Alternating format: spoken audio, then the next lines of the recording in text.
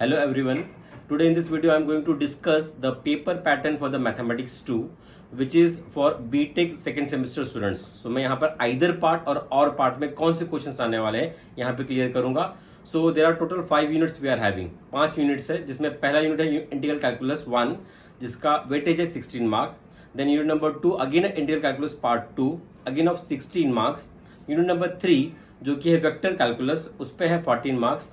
Then unit number 4 we are having statistics उस पे है 12 marks and the last unit that is fifth unit which is finite differences उस पे है 12 marks. तो टोटल ऐसे 16 plus 16 plus 14 plus 12 plus 12 मतलब 70 मार्क्स का थ्योरी का पेपर आपको आएगा. ओके और टोटल मार्क्स आपको 45 लगते हैं पासिंग के लिए.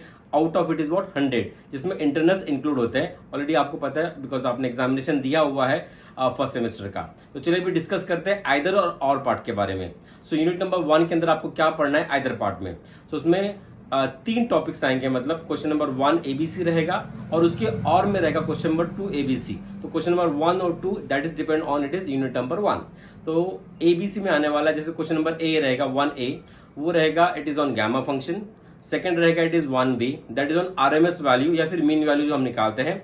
एंड देन थर्ड रहेगा ट्रेसिंग ऑफ कार्टेशियन कर्व. तो देखिए ट्रेसिंग में 3 टॉपिक्स आते हैं. एक पैरामेट्रिक कर्व आता है उसके बाद एक पोलर कर्व आता है और एक कार्टेशियन. तो कार्टेशियन आपका आइदर में रहेगा. 6 पॉइंट्स रहते हैं जिसको डिस्कस करना है आपको और उसका यूज करके बाद में आपको कर्व को ट्रेस करना पड़ता है. तो गैमा फंक्शन का जो क्वेश्चन है वो 5 मार्क्स के लिए रहेगा. उसके बाद आरएमएस वैल्यू और मीन वैल्यू का क्वेश्चन आपको 5 मार्क्स के लिए रहेगा और 6 मार्क्स का आपको आएगा ट्रेसिंग ऑफ कर्व. तो ऐसे टोटल 16 मार्क्स आपके क्वेश्चन नंबर 1 एबीसी में आते हैं. और वैसे ही और पार्ट में आता है इट इज व्हाट 2 एबीसी जिसमें आपको क्वेश्चंस रहेंगे it is on beta function then differentiation under the integral sign और इसके बाद ट्रेसिंग ऑफ पोलर कर्व या फिर पैरामेट्रिक कर्व या फिर आपको एरिया वॉल्यूम ये सब लेंथ निकालने के लिए बोल सकते हैं. तो ये आता है सेकंड पार्ट में. तो मेरा सजेशन ये रहेगा आपको कि आप आइदर पार्ट कीजिए जिसमें गैमा फंक्शन है उसके बाद आरएमएस मीन वैल्यू है और tracing of it is what Cartesian curve है. ये आसान जाता है एज कम्पेयर टू और पार्ट से. तो यहाँ पे आप आइदर पार्ट कीजिए इस यूनिट में. Now we are moving to the next unit that is unit number 2. हमारा है इंटीग्रल कैलकुलस पार्ट 2. अब इसके अंदर हम क्या करते हैं इवैल्यूएशन करते हैं डबल इंटीग्रेशन का और ट्रिपल इंटीग्रेशन का और साथ ही साथ फिर वॉल्यूम निकालते हैं मास निकालते हैं सेंटर ऑफ ग्रेविटी. तो देखते हैं इसके आइदर पार्ट में क्या आएगा. क्वेश्चन नंबर जो 3 और 4 ये रहेंगे यूनिट नंबर 2 के ऊपर जिसमें 3 एबीसी आएगा और 4 एबीसी. ठीक है. सो 3A जो रहेगा that will depend on evaluation of double integration. Okay double integration का इवैल्यूएशन रहेगा. देन क्वेश्चन नंबर जो 3B रहेगा that is on changing the मतलब वेरिएबल उससे आपको डबल इंटीग्रेशन इवैल्यूएट करना है. मतलब कार्टेशियन को पोलर में कन्वर्ट करना पड़ता है. Then we have to evaluate the double integration. उस पर क्वेश्चन रहेगा 5 मार्क्स का और 5 मार्क्स का रहेगा डबल इंटीग्रेशन का इवैल्यूएशन. और जो तीसरा क्वेश्चन रहेगा that will on depends on it is triple integration. तो ट्रिपल इंटीग्रेशन के नियर अबाउट 7 to 8 एग्जांपल्स है. उसी में से एक एग्जांपल जनरली एग्जाम में आता है तो वो रहेगा 6 मार्क्स का. तो ऐसे हो गया हमारे total it is what 16 marks question number 3 ABC में. वैसे 4th एबीसी है that is again depend on it is what unit number 2 जो और पार्ट में आता है. और उसके अंदर फिर आएगा it is by change of variable करके एक sorry changing the order of integration होता है. तो उस पर क्वेश्चन डिपेंड रहेगा 5 मार्क्स के लिए. और उसके बाद जो क्वेश्चन नंबर 3B रहेगा that will be fully depends on आपको इवैल्यूएट करना पड़ेगा area for the particular double integration. और बाद में जो तीसरा वाला टॉपिक रहेगा उसमें आप सेंटर ऑफ ग्रेविटी और मास वगैरह वॉल्यूम वगैरह इवैल्यूएट हमें करना पड़ता है. तो और पार्ट इसमें भी थोड़ा सा टफ होता है. तो आई विल सजेस्ट यू कि यहाँ पे भी आपको आइदर पार्ट करना है मतलब evaluation of double integration changing into the polar form और उसके बाद ट्रिपल इंटीग्रेशन इसका इवैल्यूएशन करना है. और उसके बाद अभी चलते हैं next unit that is unit number 3 जो कि है on vector calculus and vector algebra. तो इसके अंदर आपको आइदर पार्ट में ये जो यूनिट है इसका वेटेज है 14 मार्क्स. तो आइदर पार्ट में 2 क्वेश्चन रहेंगे और पार्ट में 2 क्वेश्चन रहेंगे. That is question number 5AB and that 6AB. तो 5AB में क्या आएगा 5AB में हम क्या देख सकते हैं कि आपको इवैल्यूएट करना पड़ेगा यहाँ पर ग्रेडियंट और साथ ही साथ डायरेक्शनल डेरिवेटिव. डायरेक्शनल डेरिवेटिव एक सिंपल सा फॉर्मूला होता है. उस फॉर्मूले से आपको करीबन 6-7 क्वेश्चन है उसी में से एक क्वेश्चन एग्जामिनेशन में आता है. और जो सेकंड टॉपिक है वो रहेगा आपका सोलेनोइडल वेक्टर या इरोटेशनल वेक्टर. तो it is a simple definition होता है जिसका यूज करके आपको कॉन्स्टेंट्स की वैल्यू इवैल्यूएट करने के लिए बोलता है. या otherwise you have to show that particular vector is what solenoidal और इरोटेशनल. और अगर इरोटेशनल का आता है तो वहां पे आपको पोटेंशियल मतलब निकालना पड़ता है that is scalar potential phi. तो दैट इज सिंपल क्वेश्चन. तो आइदर पार्ट यहाँ पे भी सिंपल है. यहाँ पे आप और की तरफ भी जा सकते हैं बिकॉज और में क्या है वेलोसिटी और एक्सेलरेशन है जिसको आपको निकालना है. या अदरवाइज नॉर्मल कंपोनेंट या फिर टेंजेंशियल कंपोनेंट आपको वेलोसिटी के और एक्सेलरेशन के निकालने पड़ते हैं। वो एक क्वेश्चन रहेगा 7 मार्क्स का, और दूसरा 7 मार्क्स का क्वेश्चन रहेगा लाइन इंटीग्रल के ऊपर डिपेंड। लाइन इंटीग्रल के भी 5-6 क्वेश्चन है, उसी में से एक क्वेश्चन एग्जाम में आएगा। तो यहां पर मैं कहूंगा आपको फ्लेक्सिबिलिटी है, आप आइदर पार्ट भी कर सकते हैं या और पार्ट भी कर सकते हैं, but I will suggest you कि आइदर पार्ट करो। आइदर पार्ट बहुत आसान रहता है पढ़ने में, और अगर आइदर पार्ट करोगे तो आपका भी एक फोकस रहेगा बेटी को इसको मुझे कंप्लीट करना है करके। यूनिट नंबर 4 की तरफ चलते हैं, दैट इज स्टैटिस्टिक्स। इस सिंपलेस्ट यूनिट है मतलब इस पर्टिकुलर मैथमेटिक्स 2 का, जिसमें आपको रहेगा question number it is what वैसे 7th और 8th। तो 7th ए भी रहेगा और 8th ए भी रहेगा, जो कि 12-12 मार्क्स के रहेंगे। तो 7th ए में आपको आएगा fitting of straight line.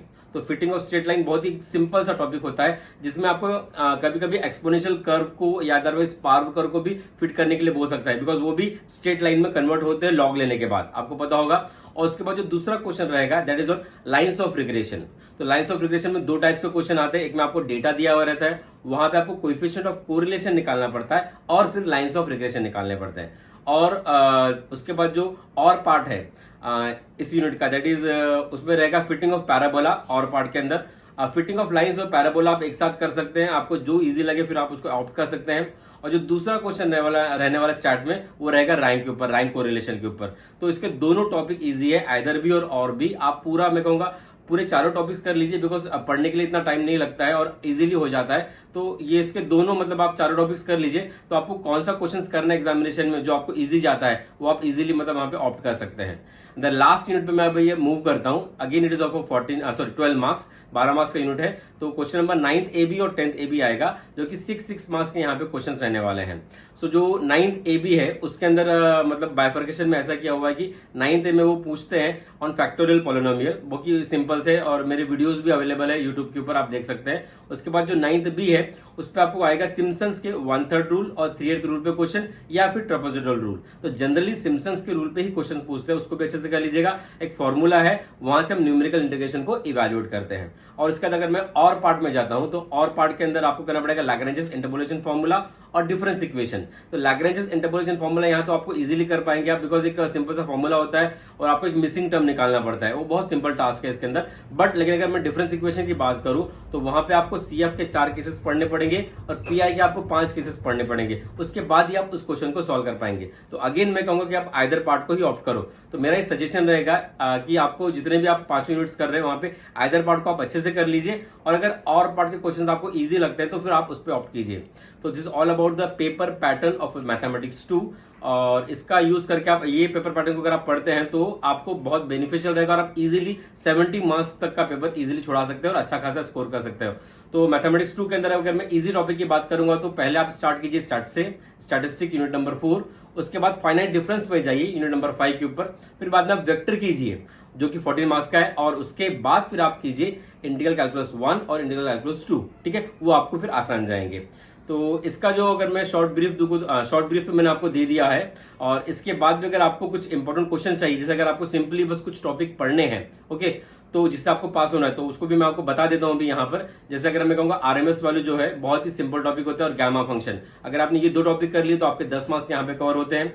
Unit number 2 के अंदर अगर मैं जाता हूं, तो ये थोड़ा सा इंटीग्रेशन का पार्ट है। तो यहाँ पे आप मैं कहूंगा चेंजिंग इनटू पोलर वाला जो फॉर्म होता है, ठीक है, और ट्रिपल इंटीग्रेशन, इसको अगर आपने पढ़ लिया तो यहाँ पे आपके 11 मार्क्स कवर हो जाते हैं। तो 10 + 11 मतलब 21 मार्क इजीली कवर हो रहे हैं यहाँ पे। और उसके बाद अगर हम जाते हैं वेक्टर की तरफ, तो वेक्टर में आपको डायरेक्शनल डेरिवेटिव जो होता है उस पर एक क्वेश्चन कंफर्म रहने वाला है। तो वो भी एक आसान टॉपिक है, और सोलेनोइडल जो है और इरोटेशनल वो भी आसान है। तो इसके अंदर आप कोई भी एक टॉपिक अगर करते हैं इजीली, तो आपको यहाँ पे 7 मार्क्स मिल जाते हैं। और अगर मैं सामने में जाता हूँ यूनिट नंबर 4 की तरफ, दैट इज स्टैटिस्टिक्स, तो वहां पे फिटिंग का कर्व कर लीजिए, that is fitting of straight line और फिटिंग ऑफ पैराबोला। तो वहां पे आपको एक क्वेश्चन मिल गया। देन यहाँ पे हम जाते हैं लास्ट यूनिट के ऊपर, जहां पे आप अगर आपने लैग्रेंजेस कर लिया तो भी वहां पे आपको इजीली आपको 6 मार्क्स मिल जाते हैं। तो ओवरऑल अगर देखा जाए तो पास होना बहुत आसान है मैथमेटिक्स 2 के अंदर, पर अगर स्कोर करना है तो फिर आपको अकॉर्डिंगली पूरा थोरोली मतलब आइदर पार्ट को अच्छे से करना पड़ेगा, और जहां पे आप और पार्ट कर सकते हैं उसको आप कर लीजिएगा। So this all about the brief about the mathematics 2। अगर कोई दिक्कत होगा तो आप कमेंट बॉक्स में मुझे लिख के बताइएगा, मैं डेफिनेटली उसको सॉल्व करने की कोशिश करूंगा। Thank you so much.